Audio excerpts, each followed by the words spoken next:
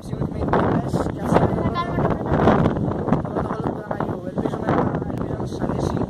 Θα κάνουμε και πολλά άλλα τέτοια. Αύριο όταν πάμε για μπάνι θα κάνουμε άλλο ένα vlog. Πάμε στην παραλία. Τα λέμε μόλις φτάσουμε εκεί. Γεια σας. Είμαστε στη σκοτεινή παραλία και έχουμε ξαπλώσει. Έχουμε βάλει εδώ πέρα ένα φακό, άμα βλέπετε. Ναι. Γιατί ήταν υπερβολικά σκοτεινά όμως. Δεν βλέπαμε τίποτα. Ήρθαμε εδώ πέρα στην παραλία. Η παραλία είναι τέλεια. Δείτε λίγο πίσω. Η παραλία απλά είναι τέλεια. Δεν υπάρχει. Έχει πολύ αέρα εδώ πέρα στην Τίνο. Αλλά είναι τέλεια.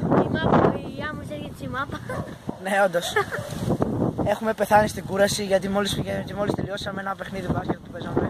Και έχουμε κουραστεί πάρα πολύ. Με την νίκη που πήραμε. Νικήσαμε, αλλά κουραστήκαμε.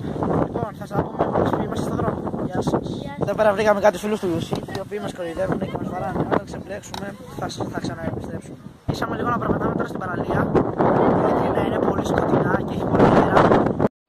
Βλέπετε εδώ πέρα έχουμε βάλει φακό. Δεν υπάρχει να μας βλέπετε αλλιώς. Να κρύψω το φακό, κρύψω το φακό. Βλέπετε τώρα πως φαινόμαστε και έχουμε το φακό. Ωραία, η φωνή μας δεν ξέρω. Είναι πολύ δύσκολο.